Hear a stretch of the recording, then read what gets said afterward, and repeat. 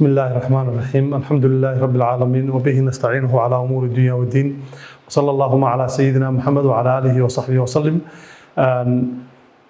dhammaan ummadda Soomaaliyeed meel kasta aad joogtaan halkan ayaan idinka salaamayaa salaanka bacdi magacaygu waa Yaasiin Cali Aadan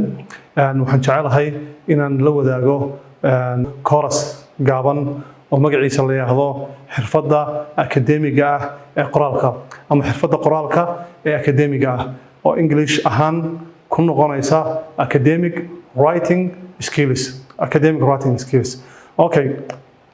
sababta kaliftay course-kan inaan soo bandhigno waxa weeyaan iyadoo ay muuqatay baahi aad u ballaaran oo ummadda Soomaaliyeed ay u qabto run ahaantii in laga caawiyo xagga qoraalka sida daraadeed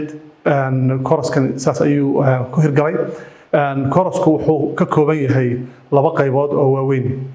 qaybta hore waxa weeyaan waa qayb loo yaqaano practical ama technical qaybta labaadna waa qayb theory ah oo ku saabsan qoraalada kala duwan iyo philosophy-ga ka dambeeya qoraalka okay qaybta technical-ka haddaan ku horeeyo waxa aynu ku bilaabaynaa waxa loo yaqaano punctuation marks-ka waxa weeye dhibcaha ama xarakada uu yeelanayo luqaddu ay yeelanayso tusaale ahaan punctuation marks waa muhiim waxa aan ku baran doonaa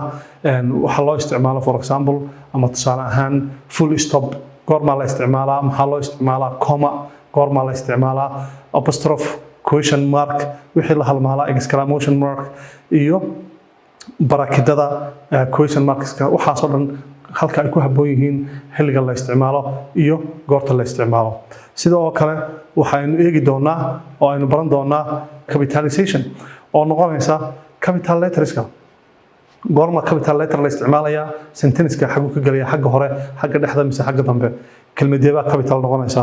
iyo wixii la halmaalaa sidoo kale waxaynu iyana eegi doonaa paragraphing-ka waxa la yiraahdo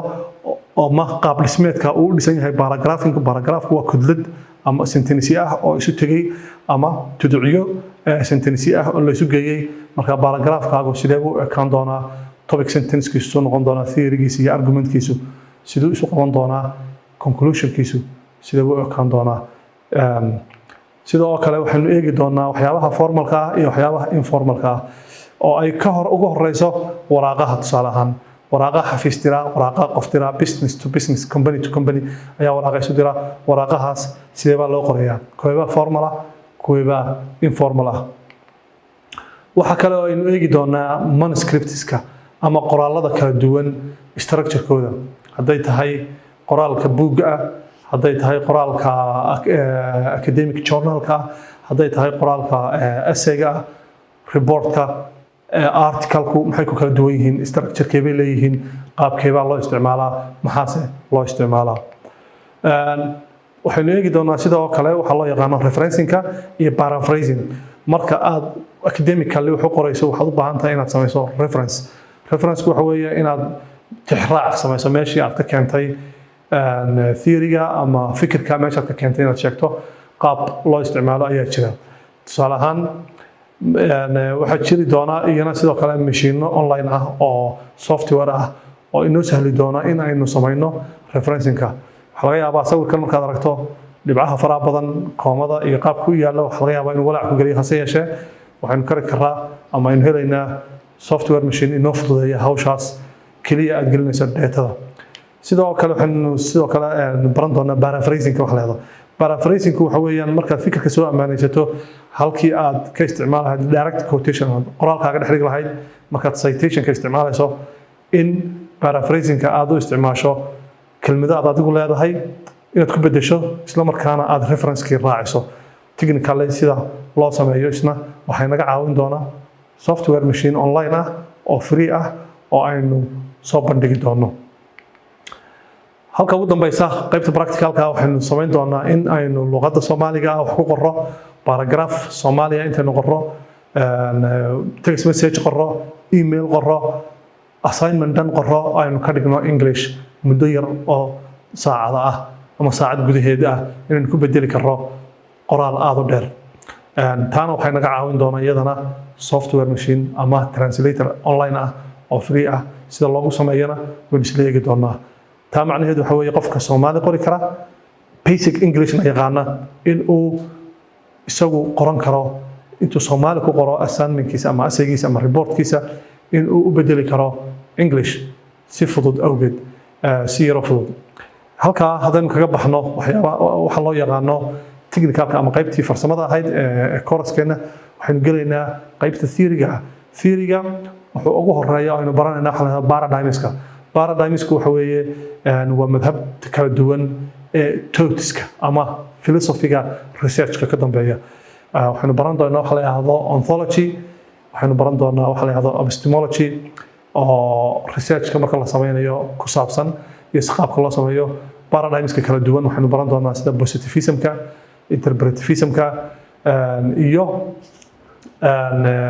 barnaamijyada kale ee la halmaala soo raaca sidoo kale waxaan baran doonaa methodologies-ka sida qualitative quantitative oo taqaanaan iyo methodskii oo noqonaya halkii ugu dambeysay research-ka laga geliyay albaabkiisa oo ah interview-ga sida iyo survey-ga ama experiment-ka wixii la midka ahaa waxaanu eegi doonaa dul istaagi doonaa qoraalada kala duwan manuscripts-ka waxa ay ku kala duwan yihiin journal iyo academic journal iyo book halkee bay kaga jiraan maxaan ku rahdaa manuscripts-ka kala duwan waxaanu eegi doonaa sidoo kale waxa la yiraahdo concept notice-ka wax badan baad aragtaan hay'adaha iyo maxaan ku rahdaa xafiisyada dawladda sida wasaaradaha ilaa proposal concept note wixii la halmaala maxay yihiin xilliban la qoraa sidee bay soo eegyihiin practical baynu ku qaadan doonaa sidoo kale waxaanu eegi doonaa waxa la yiraahdo tender documents oo ah document standardized oo tender document leeyahay qandaraasyada isagana lagu qaato qaabkee uu qoran yahay noocyadiisa kala duwan iyo wixii la halmaala intaas markay standard noqoto waxaanu eegi doonaa halka ugu dambaysa waxa la yiraahdo creative writing